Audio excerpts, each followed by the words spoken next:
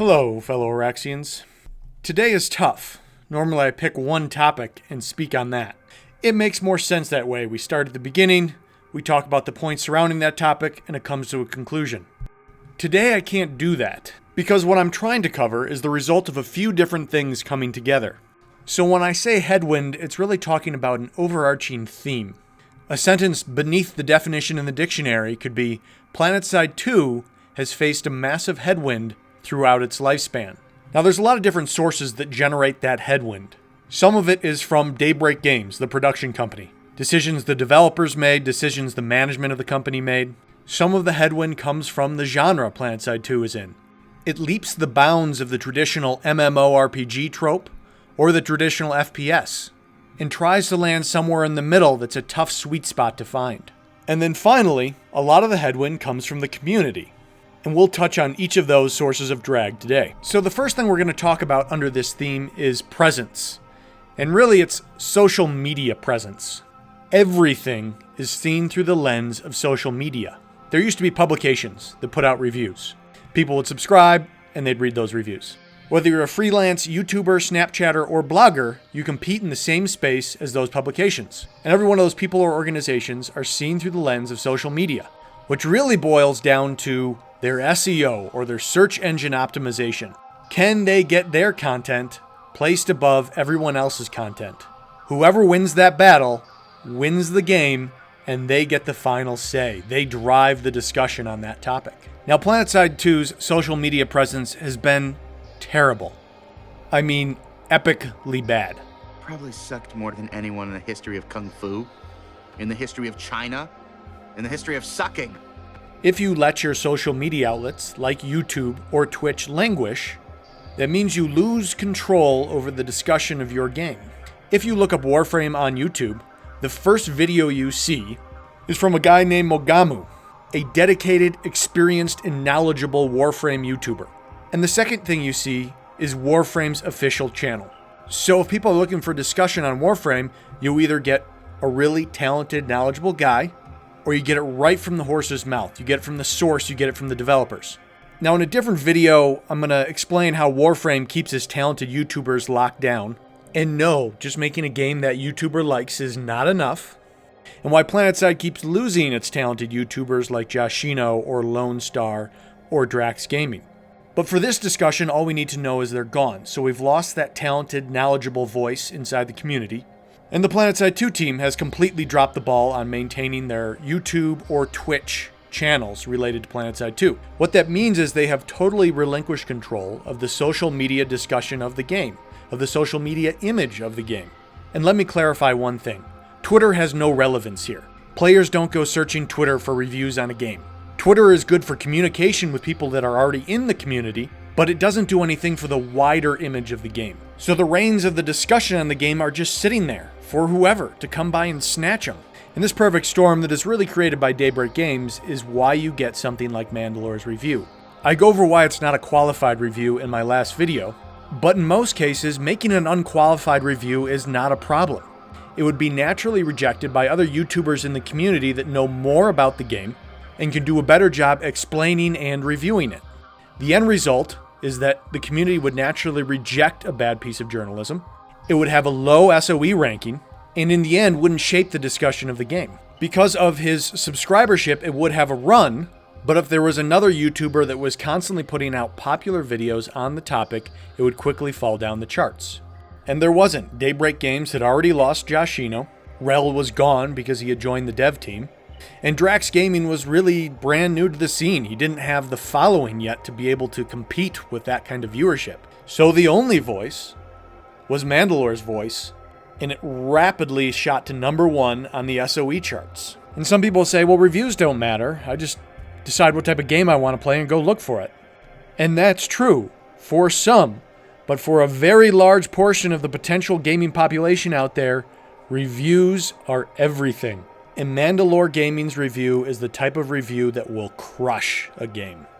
To this day, it is still a massive headwind for the game. So I get these comments like, why do you care? It was a year ago. If you search Planetside 2 review, which thousands of people every day still do, the first thing that will come up is Mandalore Gaming's review. it is still just as potent of a drag on the game today as it was a month after it released. And most will say, well, why should I care? I'm just going to go play the game. I don't care what's happening out there in the social media sphere. At the end of this video, I'm going to cover why it makes your day-to-day gaming experience worse. But for now, let's move on to discussing why these headwinds are such a problem. The result of these headwinds that Planetside 2 faces manifest themselves in drops in performance, lack of meta development, and frustrating monetization mechanics, namely loot crates. And those symptoms then give rise to anger in the community, and that manifests itself in angry, flamey posts on the subreddit or on the forums. And the gist of these is usually something like this. I'm the customer, you guys need to fix your performance, or you guys need to do this, and only then I will pay you money. I've seen thousands of different iterations of that in either posts or comments. That will achieve nothing for a game like Planetside. In fact, it's actually getting you further away from performance improvements or from meta development. Now, don't get me wrong. Customers getting angry at a game or development company can do a lot of good. Star Wars Battlefront is a great example where the community rallied and said, hey, we're not going to stand for this. And the game was better for it. But what the community did there is they threatened the possibility of EA not recovering their sunk costs into the game. If EA didn't make concessions, it risked not recouping its large development fee, and it risked not selling the large inventory of its game that was on store shelves. Let's say the community of Planetside were to do the same thing. 50% of it were to say, hey, we're going to stop spending money unless you guys do this, this, this. Management would simply say, okay, we're done. Merge it all down to one server and let the remainder play it out. And it's not because they're assholes or anything. They just want to keep their jobs. It's basic self-preservation. At this point, all future development to Planetside is entirely dictated by the community being willing to support it. That support stopping will just result in the game stopping, not them spending more money to try to get that support back. Let's kind of look into what the reality is here. Here's Mr. Planetmans, and he's going to spend $15 a month for a subscription. Now, his money doesn't go right to the development team. There's a lot of other pieces to the puzzle in a big company. Some of that's going to go to the customer service team. Some of that's going to go to the legal team. There's building expenses. There's people that got to keep the computers up and running. Then you got to spend a big chunk of change on your CEO, your COO, your CFO. So the reality is a lot of your subscription gets eaten up before it can get to the development team that's working on the game. Now, your management team's job is really very simple, and the term they usually use is to maximize shareholder value. Fancy way to say make as much money as possible while spending as little money as possible. And so as money makes it into the company, they have to make decisions on the outputs, where those funds go. And so there's a team of directors and producers that are probably saying, hey, give money to my game, or hey, we should go make this game, or let's do this. And they decide, oh great, this guy wants to do this weird little title called H1Z1, we'll give him some money to do that. And this guy wants to go put a construction system in Planetside 2, we'll let him go do that. And a few months later, a profitability report for each segment gets printed, and what do you know? For H1Z1, every dollar they put into it, they're getting a ton of dollars back. And for the dollars they put into Planetside 2, they kind of just got the same amount back. So if you had two machines in front of you, and you put $1 into one, and $1 into the other, and one of them gave you $10 back, but the other one gave you $1 back, which machine are you going to start putting your dollars into? The machine that gives you $10 back. So they start taking the dollars from Planetside 2 and they go put them into the H1Z1 machine because it's giving them more back. So it ends up being just a tiny development team trying to keep Planetside 2 going. But then a few months later, that small development team comes out with something called the implant system. And a profitability report comes up, and what do you know? That producer goes to the management, he says, hey look, my machine makes $15 for every dollar you've been putting into it. What do you say about that? And management says, ooh, wow, cool. I want more of that. So the producer says, yeah, give me 10 more developers and I can make you an even better machine. And they say, oh, whoa. Your last machine was only printing $1 every time I put in $1. I'll give you 3 guys. Go show me that you can make an even better machine, and then I'll give you your 10 guys. Now, there's one more segment of the company that we didn't talk about yet. And this is the team that manages the engine that most of your games are built around. If you want to make big changes to your game, be it performance improvements or serious gameplay changes, you need these guys. But these guys are experienced and expensive. And management can only afford to put these guys on machines that are going to give them a lot of money back. And that's where Planetside 2 is at right now. The developers and community alike. They're looking over at those guys and say, hey, we want DirectX 12. Hey, we want this game to support more than 4 cores. Hey, we want to put in sanctuaries. We want to put in Auraxiumed orbital launch alerts. Hey, we want to put in a crafting system. Hey, we need to put in a loot system to support that crafting system. Hey, we want to put in an auction house. Hey, we want to put in outfit halls. Hey, we want to add mercenaries. And management's looking back and saying, hey, last time we gave you those guys, we got construction, and your machine didn't print enough dollars for them. Why is this going to be different? You got to show me you can print enough dollars to get them to put those things in. So back to Headwind. Kind of covered a couple headwinds the game has faced. And one of those is management decisions, being construction. I know a lot of people like construction, and that's great. Problem is that it was expensive to develop compared to the income it generated. And then on the other side of the coin, there's people that didn't want construction. People that are like, hey, I said do performance improvements. I didn't want them to waste money on this. Sorry, man, that doesn't matter. We all suffer from the same headwind that was created by that decision. And the community creates a little bit of headwind whenever it gets too focused on the low resources Planetside 2 has dedicated to it. It's tough to not be focused on that.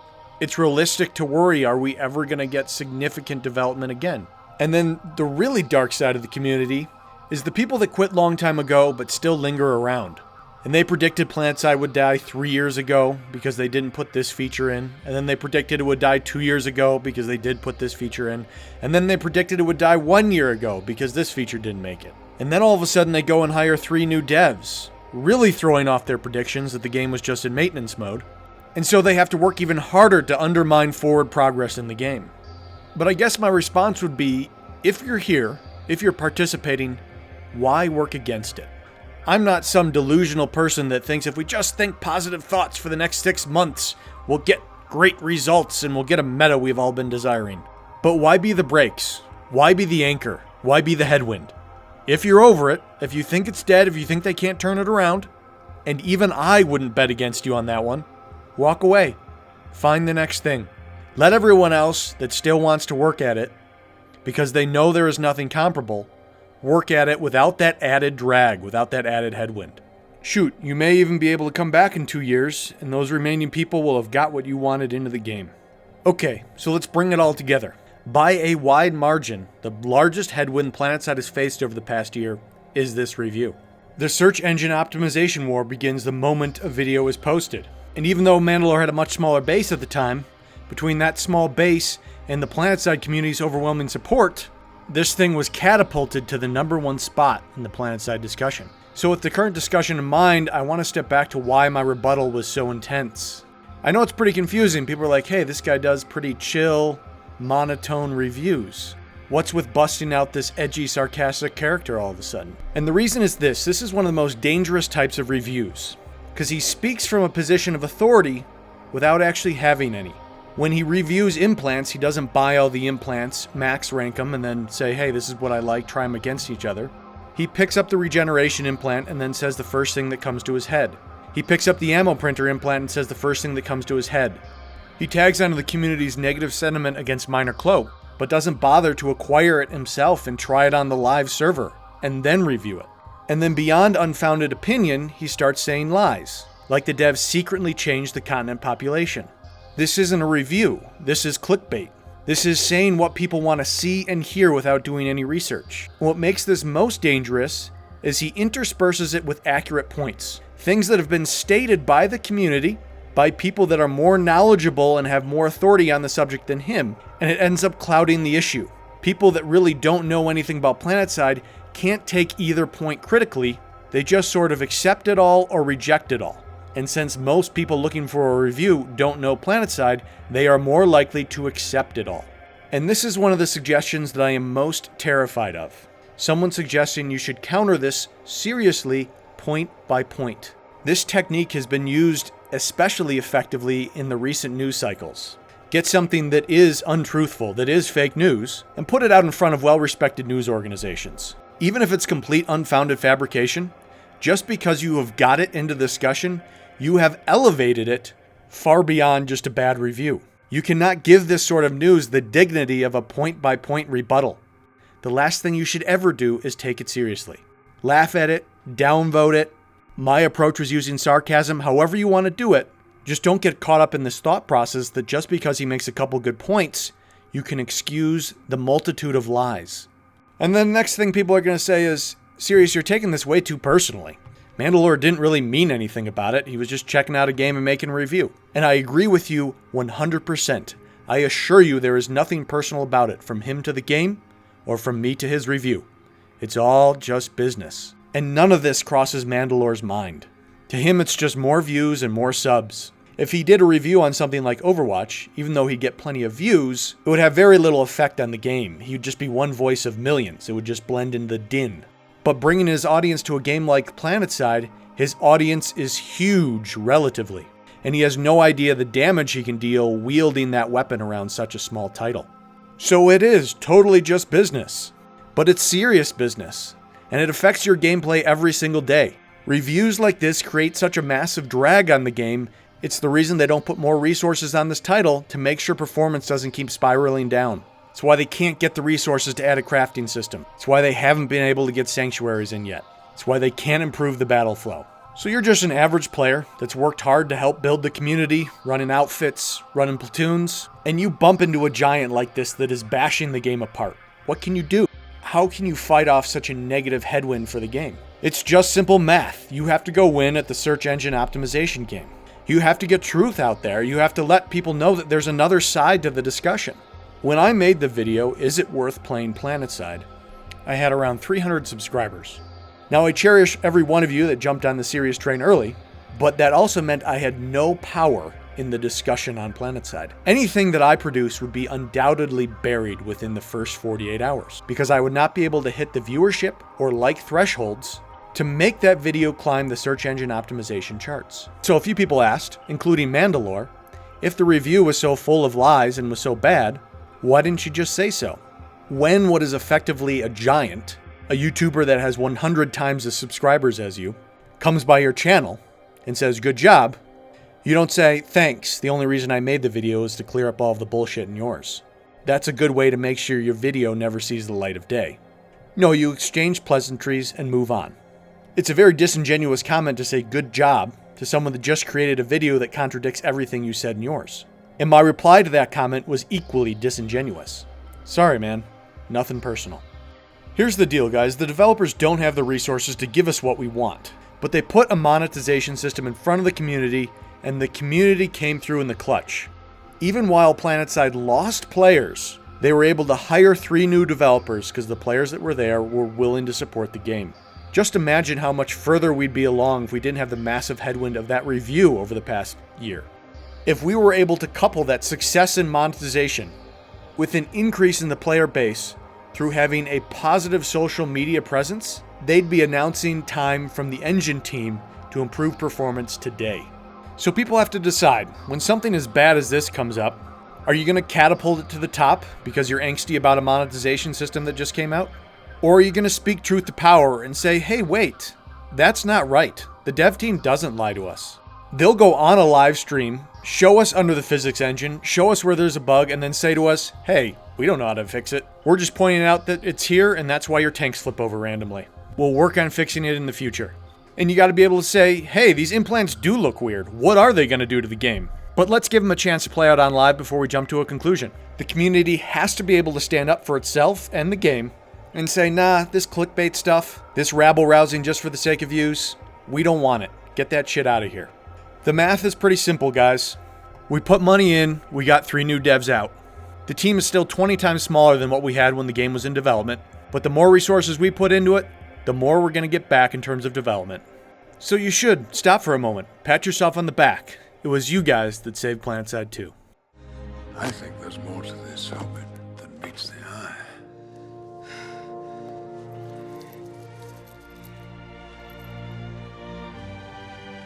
Mithril. You are full of surprises, Master Baggins.